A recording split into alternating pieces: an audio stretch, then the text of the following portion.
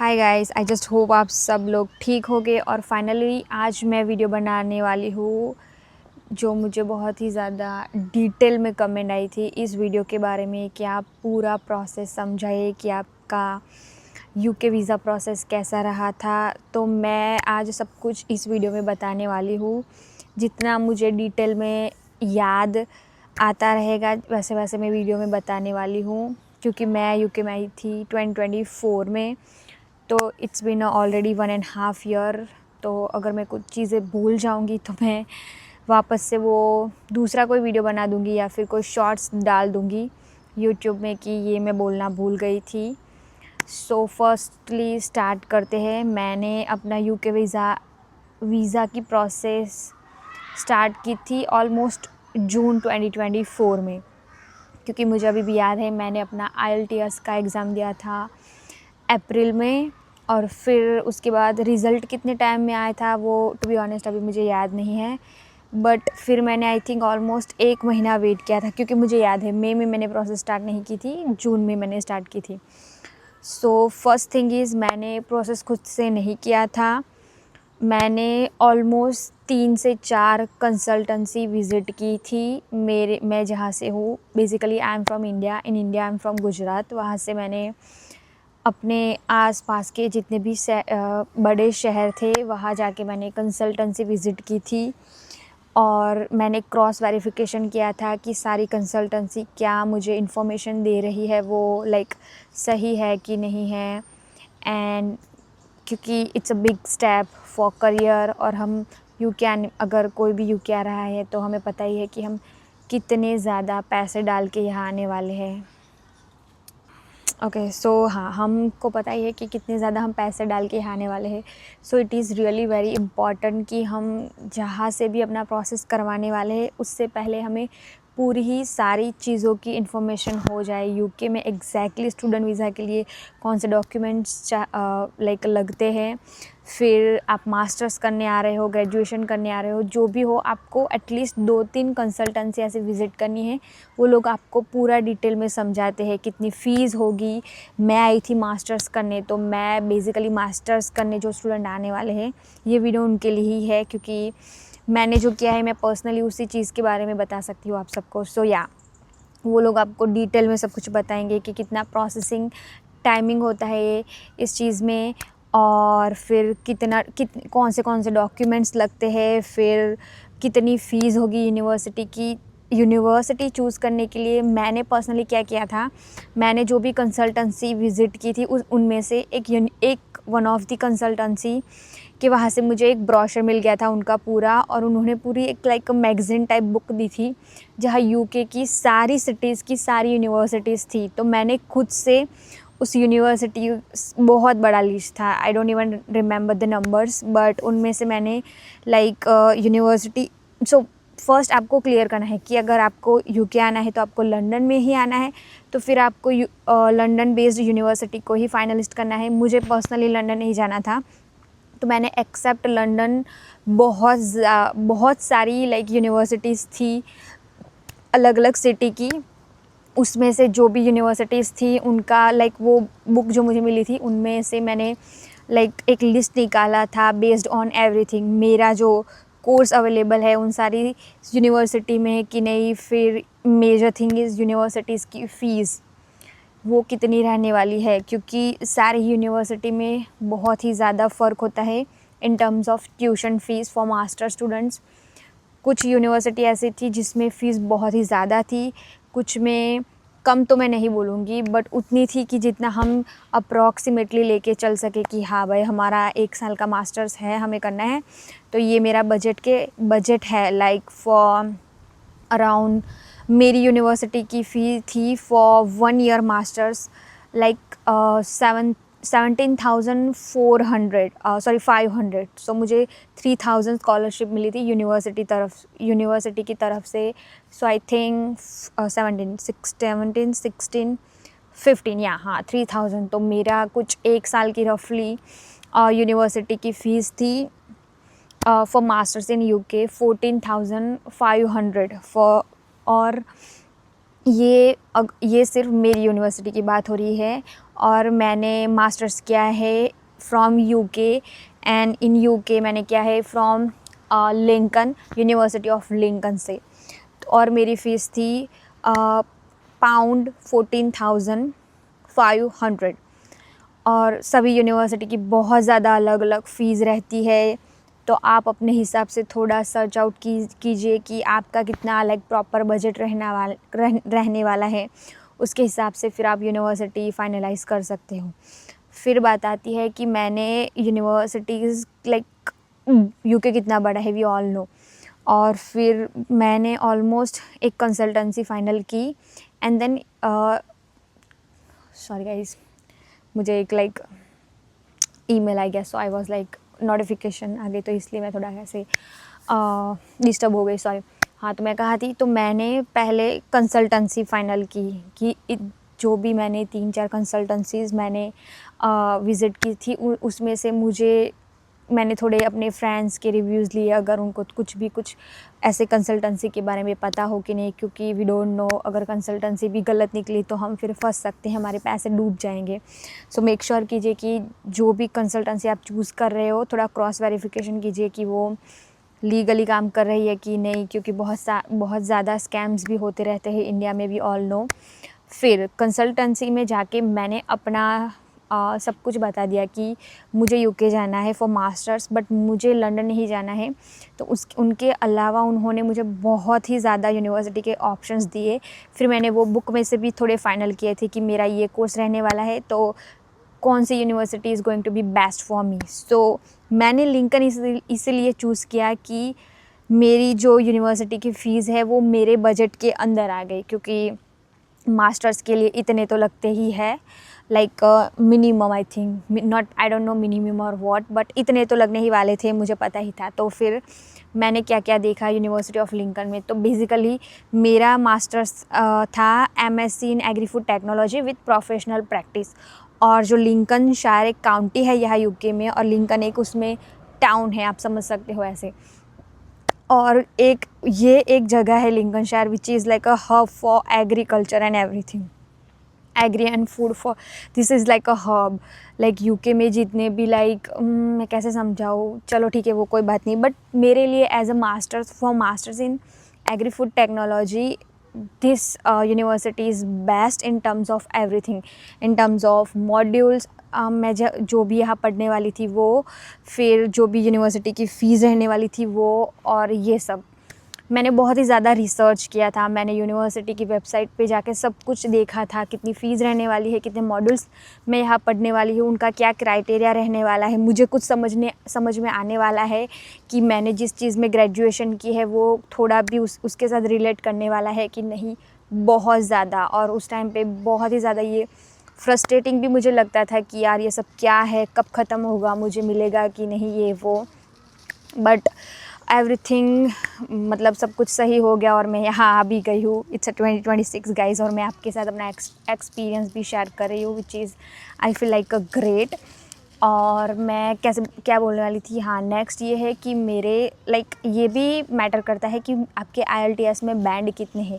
तो मेरे बैंड थे 6.5, तो उसके अकॉर्डिंग भी आपको यूनिवर्सिटी के ऑप्शंस मिलते हैं, क्योंकि कुछ यूनिवर्सिटी की रिक्वायरमेंट होती है कि मिनिमम आपकी इतने बैंड IELTS में होने चाहिए, तभी। फिर कुछ यूनिवर्सिटी ऐसे भी मेरी बाहर निकल गई थी लिस्ट के, क्योंकि कुछ की रिक्वायरमेंट होती थी मोर देन 7 बैंड, कुछ की होती थी लेस देन 6.5 बैंड, ऐसे करके।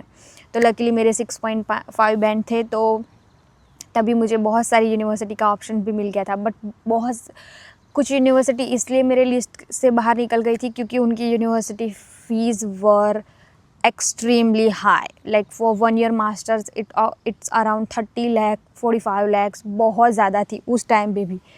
तो तभी मुझे लाइक ऐसे करके मैंने 2-3 यूनिवर्सिटी फाइनलाइज़ की थी।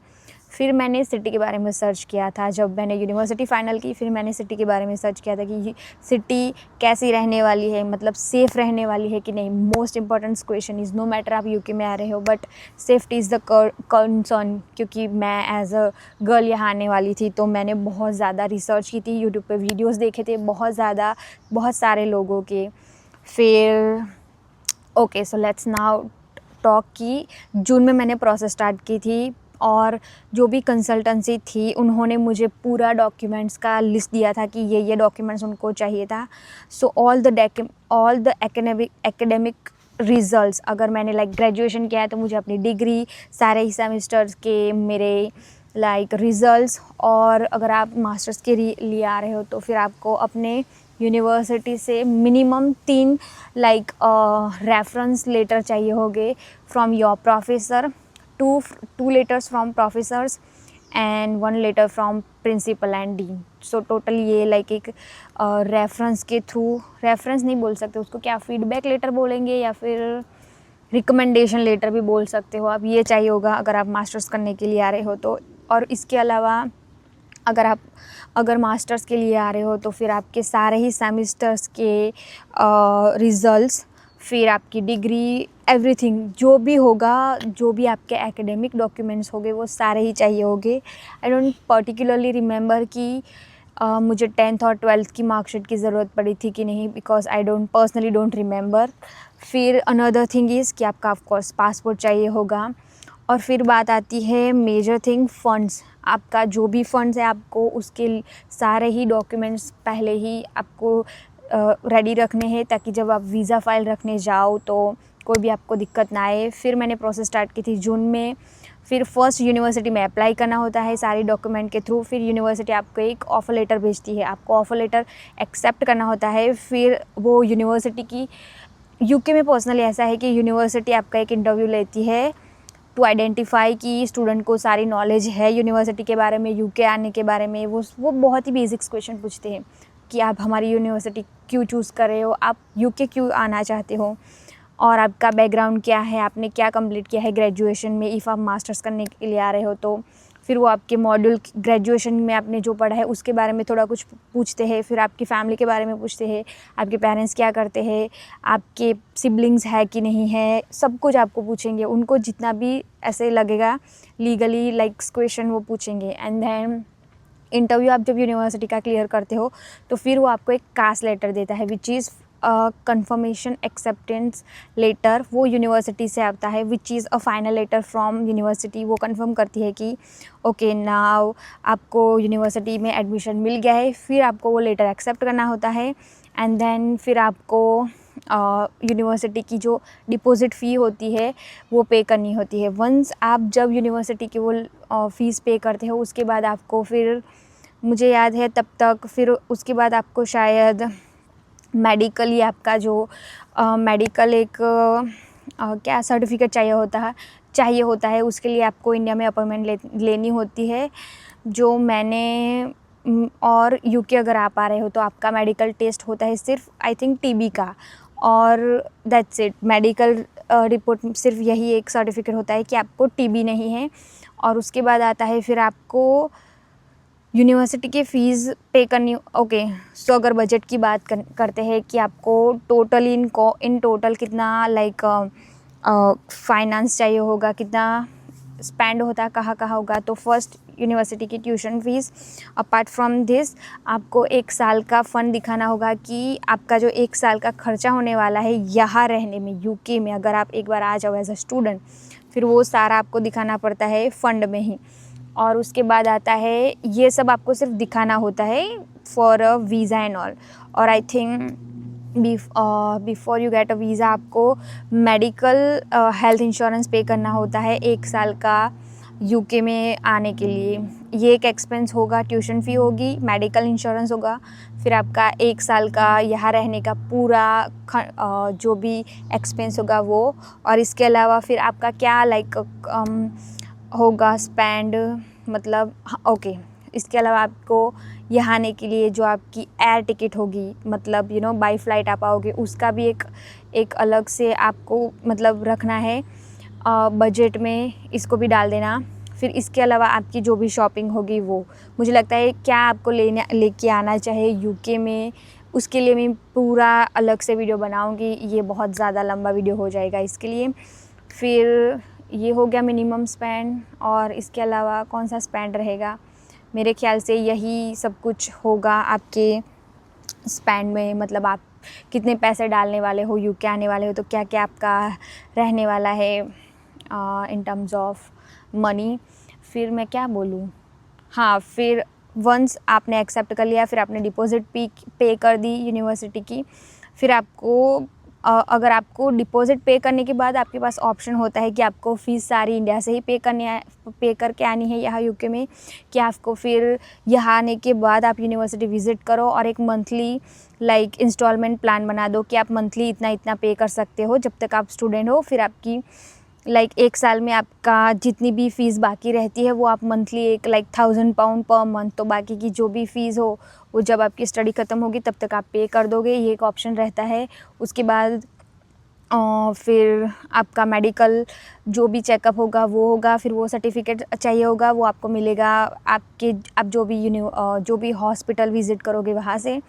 और थर्ड होगा फिर आपकी फाइनली आप रखोगे अपना वीज़ा फ़ाइल, और वीज़ा फ़ाइल में ये सारे ही डॉक्यूमेंट जाएंगे, आपका यूनिवर्सिटी का ऑफ़र लेटर, फ़ाइनल जो भी आपने जितनी भी फ़ीस पे की है उसकी सारी ही रिसिप्ट आपको मिलेगी through your university, through in your email ID. उसकी सारी प्रिंट आपको निकाल के लेके जानी है जब वीज़ा फ़ाइल आप रखने जाते हो वहाँ पे। फिर आपने जो मेडिकल पे किया है, मेडिकल इंश्योरेंस पे किया है, उसका भी एक आपको ईमेल आएगा यूके की तरफ, यूके की वेबसाइट की, यूके ऑफिशियल्स की, यूके गवर्नमेंट की तरफ से, उसका भी आपको एक उसकी भी प्रिंट निकाल के लेके जानी होगी। बहुत सारे डॉक्यूमेंट्स हो गए। फिर आपके जो भी फ़ंड्स है, आपने जो भी दिखाए फ़ंड्स, उसके सारे प्रॉपर डॉक्यूमेंट्स आपको लेके जाने होंगे। सो मैं बात करूँगी पर्सनली, आई बिलीव कि आप खुद से ये सब नहीं कर पाओगे। सो इट इज़ गुड कि आप बेस्ट हो सके तो अपने एरिया में जो भी बेस्ट लीगली अच्छे से अच्छी आप एक कंसल्टेंसी फाइंड करो, वो आपको पूरा डिटेल में समझाएंगे। बट ये सब होने वाला है।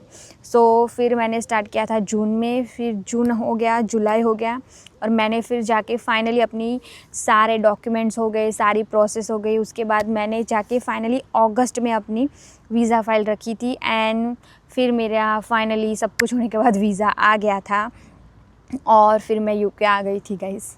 ये बहुत सब कुछ है, बहुत ज़्यादा है सब कुछ, आई नो, और मैं बोलते बोलते भी थक गई हूँ।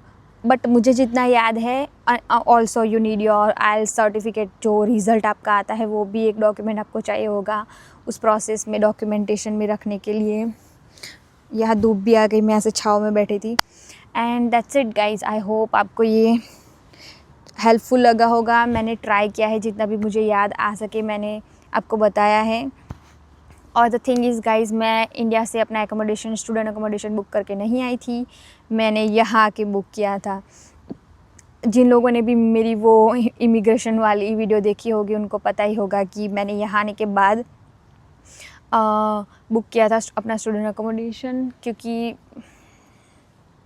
सो या द थिंग इज़ बिकॉज़ मेरा वीज़ा बहुत लेट आया था। इवन दो मैंने अपना स्टूडेंट का जो वीज़ा था वो प्रायोरिटी लिस्ट में डाला था, उसके मैंने अलग से पैसे दिए थे, फिर भी मेरा आई डोंट नो वीज़ा बहुत ही ज़्यादा लेट आया था। मतलब मेरी यूनिवर्सिटी 15 को स्टार्ट होने वाली थी, 15 सितंबर। मैंने अपनी फ़ाइल रखी थी अगस्त में, और गैस करो मेरा वीज़ा आया था 11 सितंबर। मेरे पास 4 दिन बचे थे। 4 दिन में मैंने सब कुछ अपना इतना फास्ट किया था। लकीली मेरे कपड़ों की शॉपिंग हो गई थी, बट बाकी की जो बहुत सारी शॉपिंग बची थी वो मैंने 4 दिन में ख़त्म की थी। And that period was very very busy for me, but luckily मेरा वीज़ा आ गया था। उन्होंने कुछ भी नहीं लिखा था कि क्यों वीज़ा आने में इतना डिले हो गया है, no reason at all. But मैं खुश थी कि मेरा वीज़ा फाइनली आ गया था। And that's it guys. But make sure कीजिए गाइज़, अगर आप यूके आने का प्लान कर रहे हो या फिर कोई भी फॉरेन कंट्री में जाने का प्लान कर रहे हो, तो आप एटलीस्ट 1 साल पहले ही सोचना स्टार्ट कर दो, क्योंकि बहुत ही ज़्यादा लंबी प्रोसेस होती है। आपको मेंटली भी थोड़ा अवेयर होना पड़ता है कि आप ऐसे बाहर इंडिया से बाहर जाने की मतलब ऐसे पूरी तैयारी कर रहे हो तो आप मेंटली भी पूरा 1 साल तक, मैंने टू बी ऑनेस्ट 1 साल पहले ही सारे सब कुछ अपना प्रोसेस स्टार्ट कर दिया था, क्योंकि आपके पास पहले तो अगर पासपोर्ट नहीं हो तो पासपोर्ट आने में भी टाइम लगता है। तो रादर दैन आप लास्ट मोमेंट पे सब कुछ डिसाइड करो, इट इज़ बेस्ट कि आप पहले थोड़ा सर्च आउट कर लो, थोड़ा प्रिपेयर कर लो, जितने भी डॉक्यूमेंट्स चाहिए होते हैं। Try and visit consultancy guys please, वो फ्री ऑफ चार्ज ही सब कुछ बताते हैं। हमारे यहाँ स्पेशली गुजरात में, मैं जहाँ से हूँ, मैंने जितनी भी कंसल्टेंसी विज़िट की थी सब कुछ फ्री ऑफ कॉस्ट था। तो मैंने तो टू बी ऑनेस्ट मेरे पापा के साथ जाके सब कुछ पर्सनली विज़िट किया था, सब कुछ बार बार पूछा था कि क्या कैसे रहने वाला है ये वो। सो पहले आप विज़िट करो, थोड़ा प्लान आउट करो, एटलीस्ट 1 साल पहले नहीं तो एटलीस्ट 6 महीने पहले, 3-4 महीने पहले स्टार्ट कर दो सारी इन्फॉर्मेशन गैदर करना, अलग अलग ऑनलाइन जाके वीडियोस देखो, पूरी इन्फॉर्मेशन निकालो एंड देन आप आओ, अगर आपको फिर एज वर्थ इट लगता है आना तो। मैंने पूरा ट्राई किया है, जितना मुझे याद आया है मैंने सब कुछ इस वीडियो में बता दिया है। और इसके अलावा भी मैं बहुत ज़्यादा वीडियोस डालती रहती हूँ, स्पेशली अबाउट लिंकन, क्योंकि अगर किसी स्टूडेंट को आना है, क्योंकि लिंकन के बारे में इतने वीडियोस है ही नहीं ऑनलाइन। मैंने भी जब देखा था इतने वीडियोस अवेलेबल नहीं थे, और थे भी तो बहुत ही ज़्यादा कॉमन वीडियोस थे, प्रॉपर एरिया के वीडियोस नहीं थे। तो मैं ट्राई करती रहती हूँ कि सब कुछ मैं दिखाऊँ आपको, जैसा जैसा मेरा एक्सपीरियंस होता है मैं वैसे वैसे सब कुछ डालती रहती हूँ। और यहाँ पे भी गर्मी स्टार्ट हो गई है, यहाँ पे भी हीट वेव स्टार्ट हो गए, यहाँ पे भी टेम्परेचर ऑलमोस्ट 30 डिग्री से ज़्यादा हो गया है। तो it is like feeling worst, क्योंकि यहाँ एसी नहीं होते हैं और पंखे में सर्वाइव करना it is bit hard. So that's it guys, I just hope this video is going to be helpful for you. और ये मेरा पर्सनल एक्सपीरियंस है, इसमें कोई भी मैंने कुछ भी ऐसा नहीं बोला है कि मैं किसी के फेवर में बात कर रही हूँ। This is my personal raw experience. So that's it guys, thank you for watching. Tanvi from the UK, and please share कीजिए इन वीडियो को अपनी फैमिली और फ्रेंड्स के साथ, एंड कमेंट कीजिए और मैं कैसे वीडियोस बना सकती हूँ जो आप लोगों के लिए हेल्पफुल हो। फिर लाइक कीजिए मेरे वीडियो को, and do not forget to subscribe my channel guys. Thank you for watching guys, bye.